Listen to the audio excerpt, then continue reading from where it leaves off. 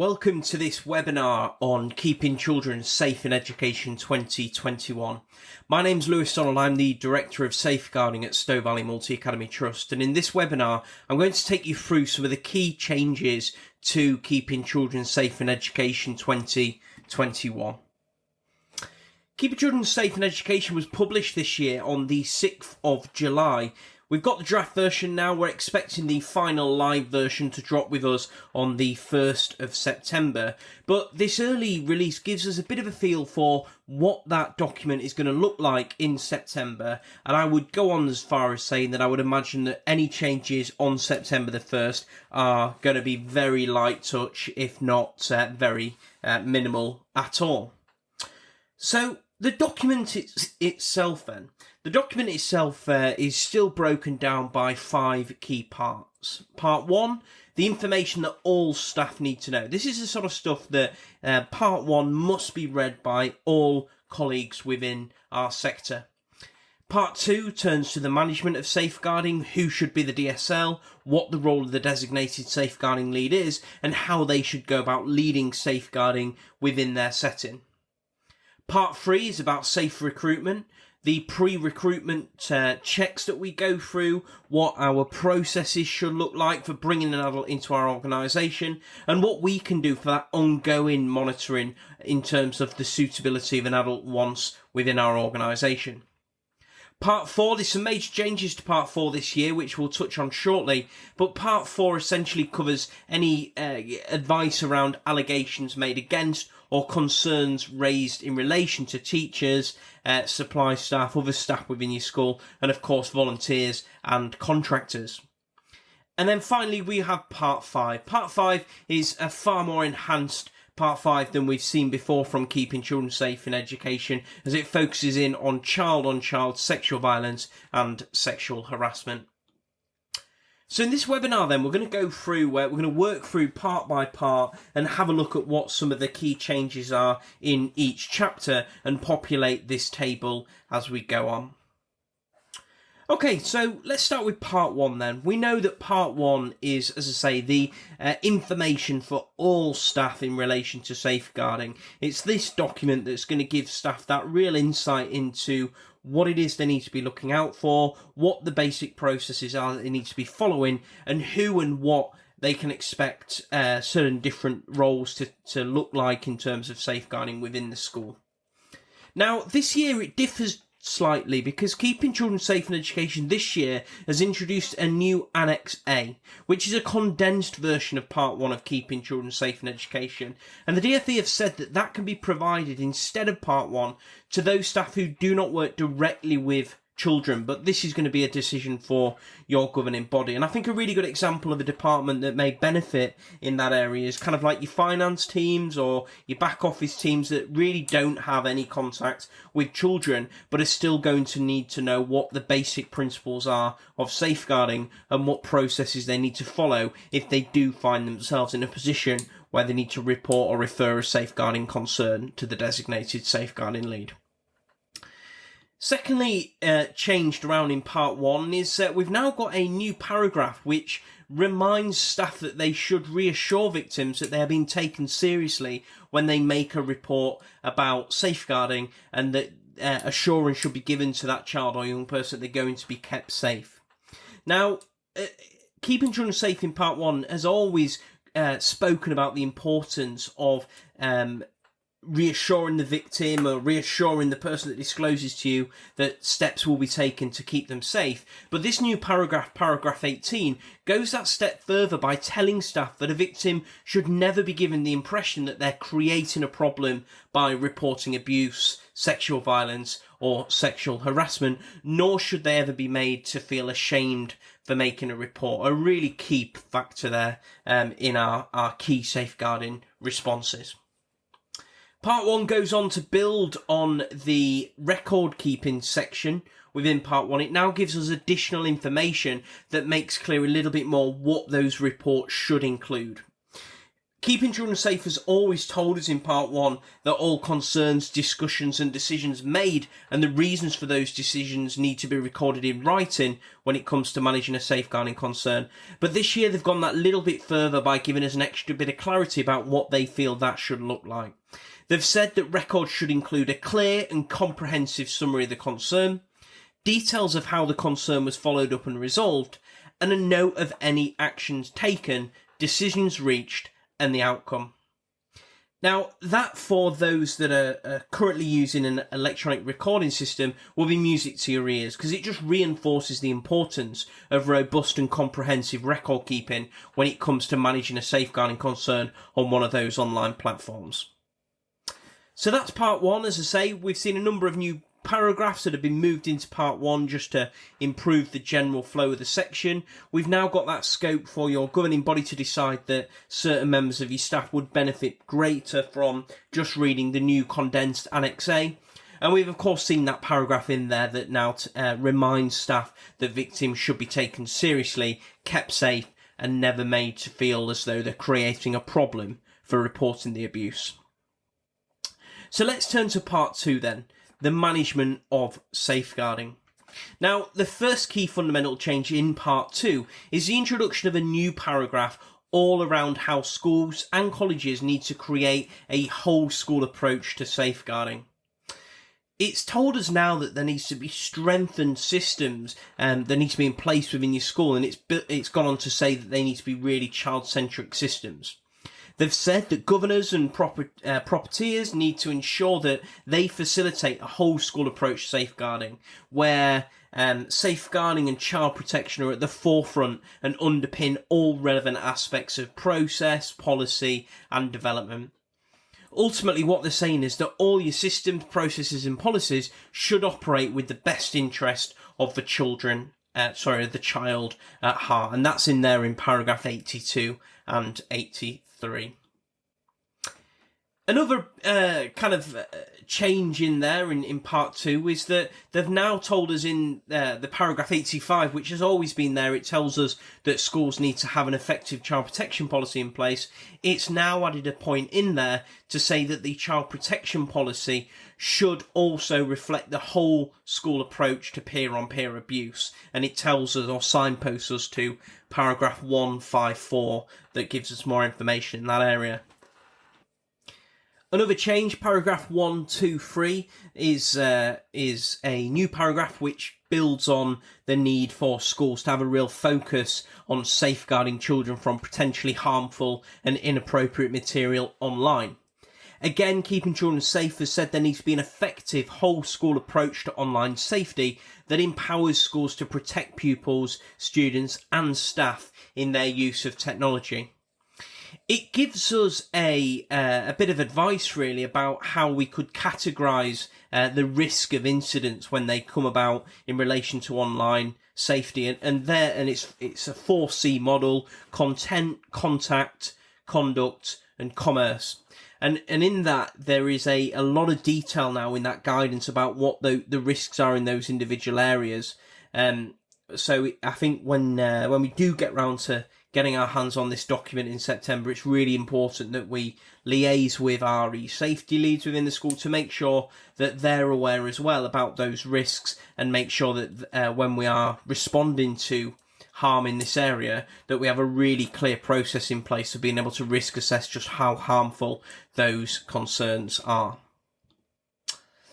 Now, in part two as well, we've now seen an addition in there about reminding schools or just generally giving schools information about how schools' premises should be used for non-school college activities. And they've essentially broken it down into two quite straightforward areas really.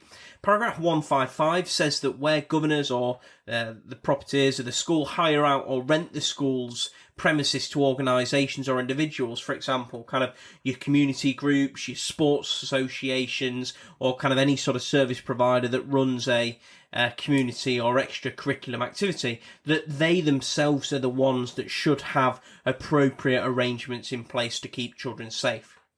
However, it goes on to say in 156, and this is the clear distinction, that when services or activities are provided by the school under the direct supervision or management of the school or their staff, then it would be the school's child protection policy that would apply.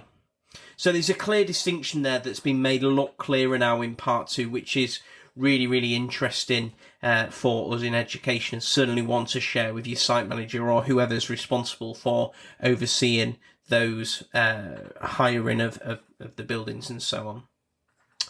And then finally in part 2, there's been some new paragraphs added to reflect elective home education, and how I think it's now really that the DfE have started to realise that, especially as we come out of the pandemic, we're seeing more and more applications for parents to home educate their children.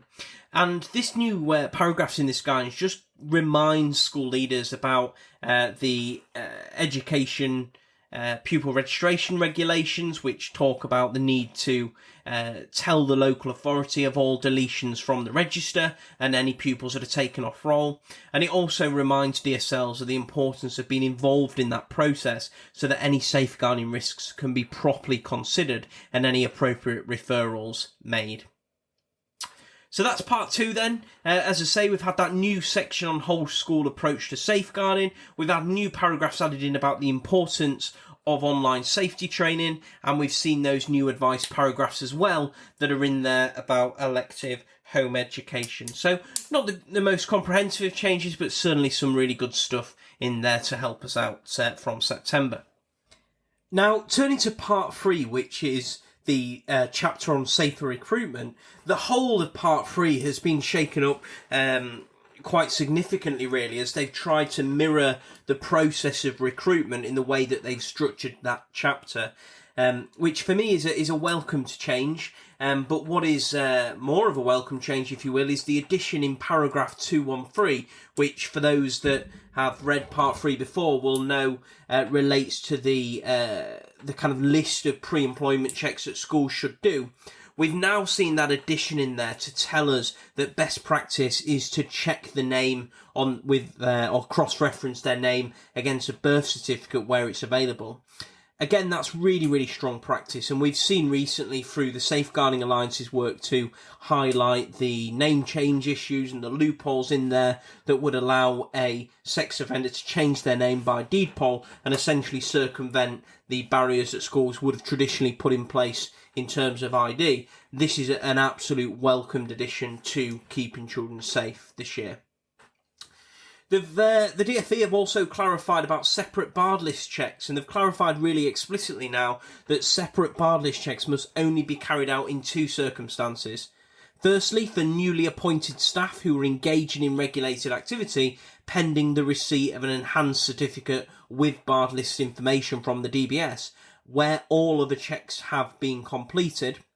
And the other circumstance which would allow you to do a standalone barred list check would be where the individual has worked in a post in a school in England which has brought them into regular contact with the children but has not ended more than 3 months prior to that person's appointment to the organisation, and again where all the other checks have been completed. So in kind of basic language there, we're saying that if you're waiting on that DBS certificate to come back and everything else is in place, the standalone barred list check is a good interim measure to use to do that barred list check whilst you're waiting for that certificate to arrive.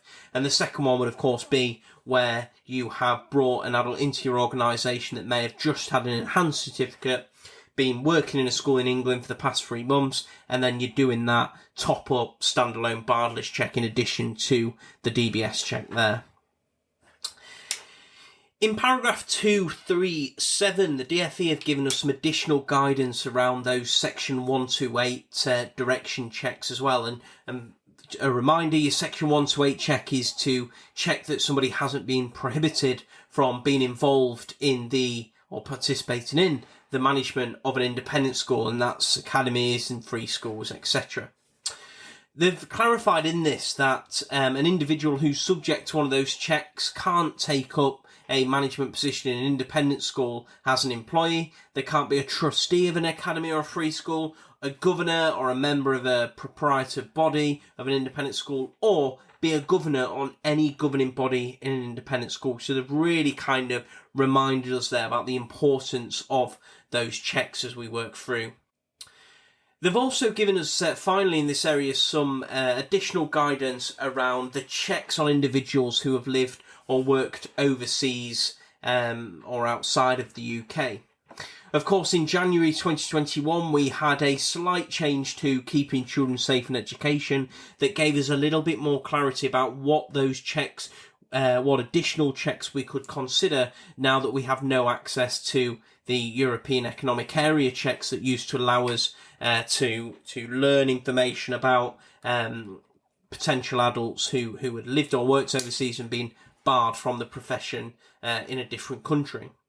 So that paragraph 262 essentially reminds us that we need to do all the same checks that we normally would, in addition to other checks. And they've given us a couple of examples of what they could be. They've said that we should have a look at criminal record checks for overseas applicants. So, for example, a police certificate of good conduct from their own country. And for teaching positions, we should consider obtaining a letter from the professional regulating authority in the country of which the applicant has lived or worked in prior to applying to work at your school. So a couple of further pieces of advice, if you will, in part 3 there. So, as I say, that's part 3 and the main changes there. We've had the whole of part 3 being restructured to align it with the recruitment process. We've had the added information about the use of birth certificates, the explanation about when a separate barred list check must be carried out, and clarification about overseas checks and what those further checks could look like.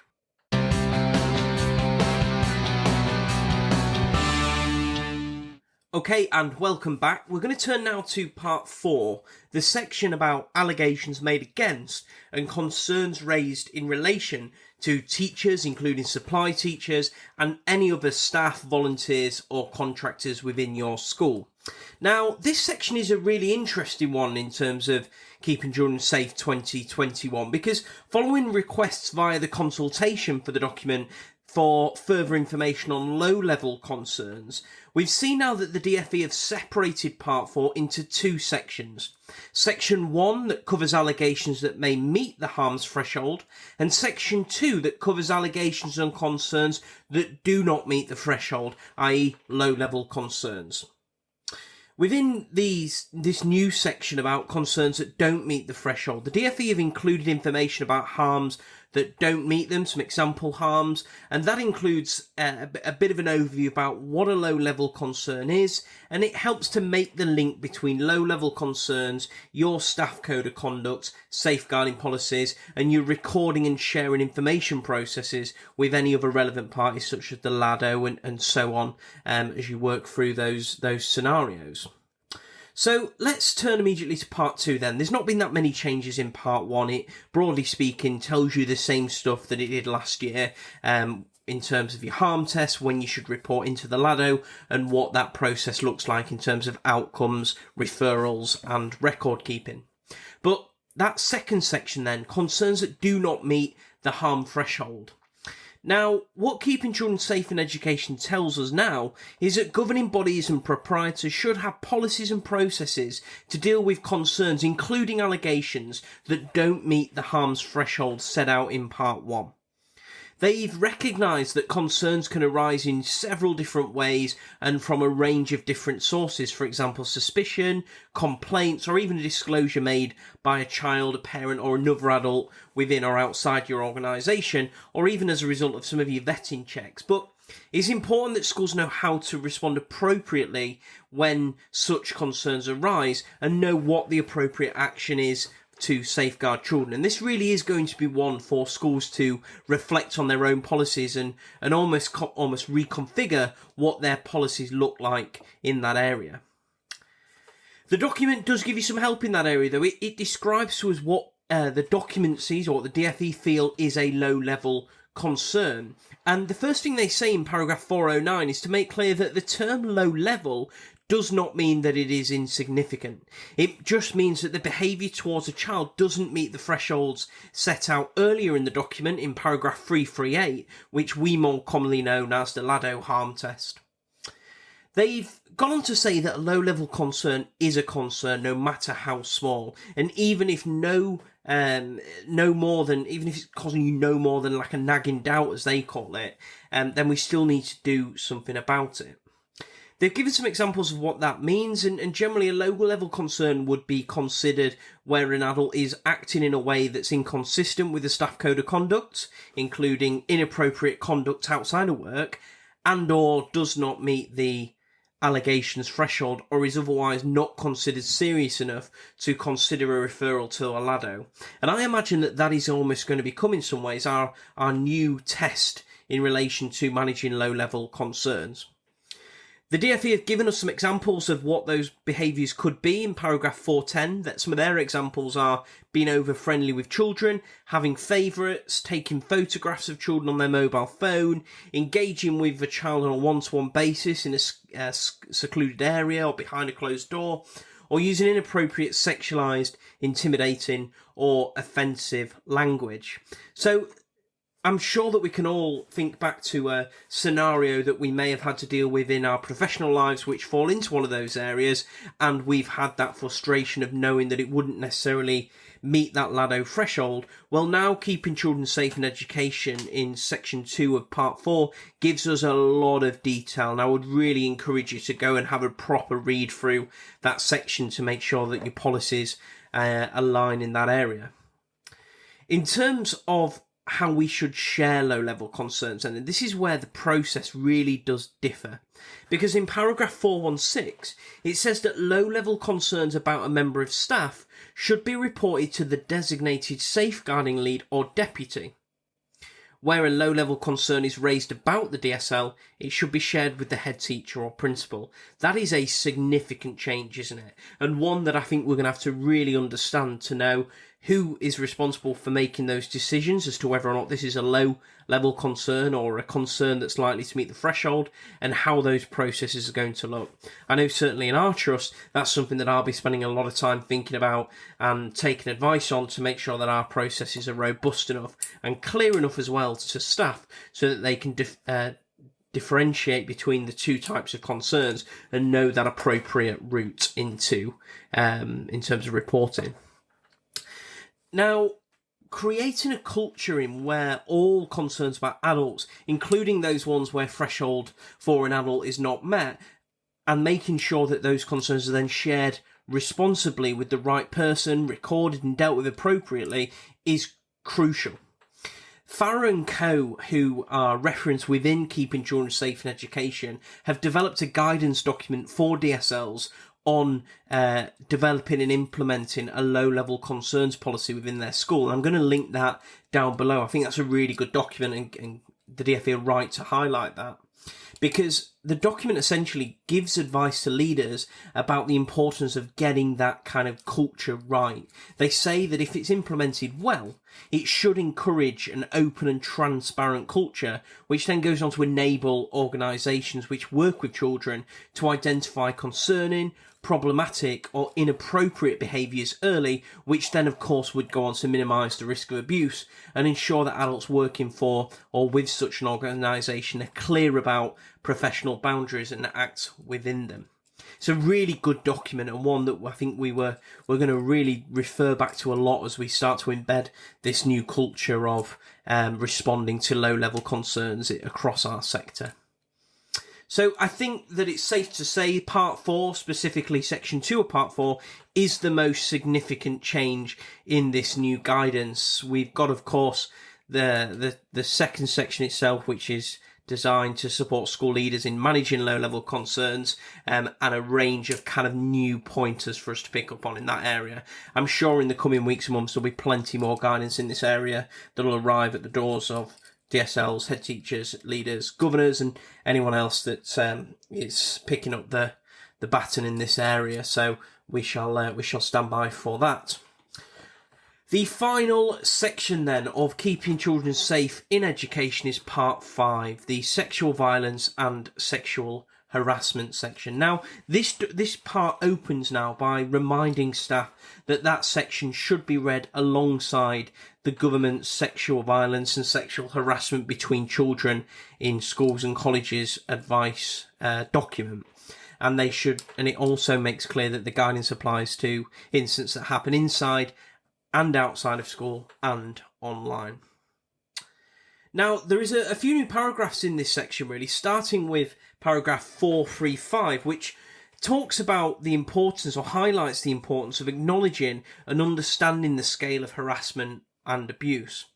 We know from the recent Ofsted report into sexual abuse in schools that they say that schools and school leaders should consider that there is a problem, even if they have no reports that suggest there is. And this document really goes on to enforce that message. It says here that part 2 of this guidance is clear that systems should be in place for children to confidentially report abuse, knowing their concerns will be treated seriously. And I think there's a difference there, and there is a key distinction between the terminology confidentially and anonymously. Anonymously meaning you don't have to say who said it, and confidentially meaning that the person who makes that report tells the person who they are and knows and expects something to be done about it. So that's really clear.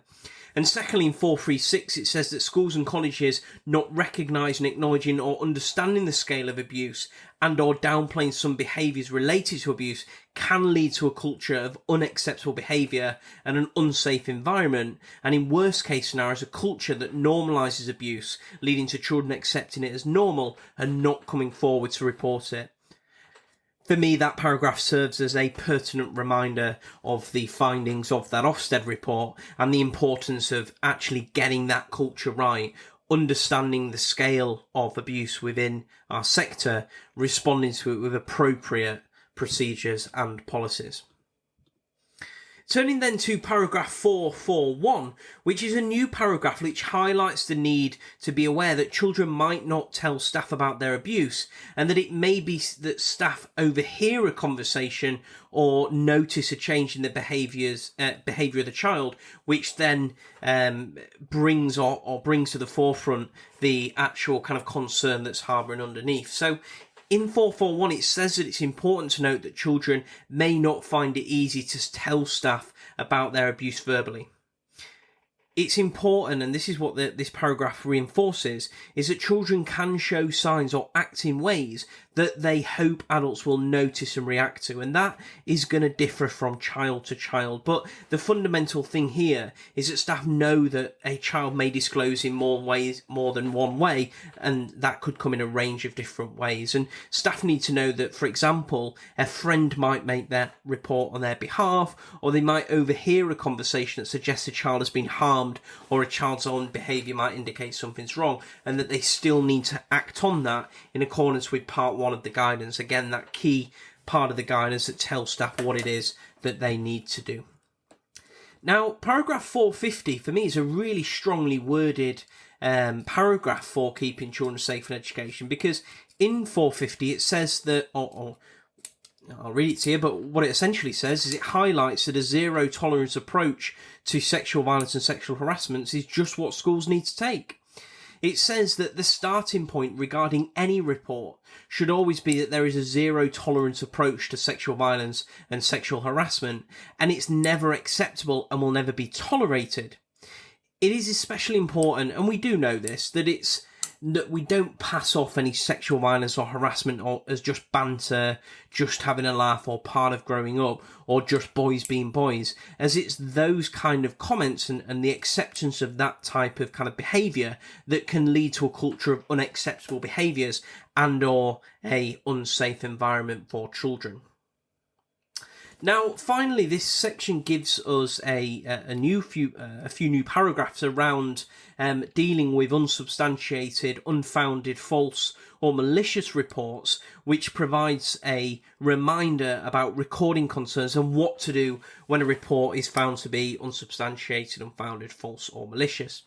It tells us in 454 that if a report is determined to be unsubstantiated, unfounded, false or malicious, the DSL should consider whether the child and or the person who has made the allegation is in need of help themselves, whether or not they may have been abused by someone else. And this kind of reaching out or making that allegation itself is a cry for help. And it tells DSLs that in such circumstances, a referral into children's social care may be appropriate. They go on to say in 455 that if a report is shown to be deliberately invented or malicious, the school or college should consider whether any disciplinary action is appropriate against the individual who's made it as per their own behaviour policy. Now, I think with keeping children safe, referencing those key kind of outcome codes, if you will, unsubstantiated, unfounded, false or malicious, there isn't any kind of key definitions in the guidance about what they relate to, but I think that given the fact they use those words so clearly, for me that links back into the definitions they give for that terminology in part 4. So I would encourage you to go and have a read of part 4 as well to see how that kind of comes in. Okay, so there we have it. That's part 5. If we just summarise part 5 then, as I say, the main kind of theme in part 5 is this main reminder that staff should read that chapter of Keeping Children Safe alongside the sexual violence and sexual harassment advice, and those key themes throughout that part of the document around making clear that this type of abuse can happen inside or outside of school and online. For me, that key focus on highlighting a zero tolerance approach to sexual violence and sexual harassment is useful. The clarification around regularly reviewing actions for patterns of inappropriate behaviour, and that reminder to schools that sexual assault, sexual abuse, violence, harassment, online abuse, sexual abuse in schools in all forms can happen in a range of different contexts, and that can have a result on the long-term health and well-being of a young person, and we need to do our part in that to prevent abuse in that form and respond to it where we become aware of it, but finally take that whole school approach to applying a zero tolerance attitude towards harm in that area. So that is Keeping Children Safe in Education 2021. As I say, it was launched on the 6th of July. We should expect a final version of it on the 1st September, but I don't imagine there'll be too many changes there. I think the most important thing now in terms of your next steps is to go away and to read the document yourself. Have a read through it. At the end of the document, there's an annex in there that goes into great detail about all the specific paragraph changes. But I think beyond anything else, have a read through it yourself and then talk to your governors about it. Especially that part 1. Who is part 1 going to apply to, and where are you going to utilise that new kind of exemption, if you will, to allow certain staff to read the condensed version. Again, it's a key change, but I think it's a positive one because if it's going to bring safeguarding to the attention of more adults in a more specific and contextualised way, then fantastic, it should be encouraged. Next step, I think, to review your child protection policy. Make sure that your child protection policy references this latest guidance, but more importantly, that it captures the changes within it. It captures that low-level, your approach to responding to low-level concerns about adults, your whole school approach to sexual violence and harassment, and it also references and refers to some of those key changes as well that we've seen in all parts of the document, really. Again, for those in my trust, we'll send out some further guidance about this in the coming weeks for you to have a look at and to help start to contextualise your own policies for next year. And then finally, it's not necessarily a recommendation straight from this document, but this document serves as a reminder to us of the need to develop that whole school approach to sexual violence. Have a read through the Ofsted report into sexual abuse and see where the two documents link together, and then do where you can to develop that whole school approach to sexual violence, applying that message that it's not tolerated. I hope that you found this webinar useful, you found it interesting. As I say, go away now and have a read through the document for yourself and see what you think, see what's changed for you, and start to think about your CPD, your policies, your practices and your procedures for the 2021-22 academic year.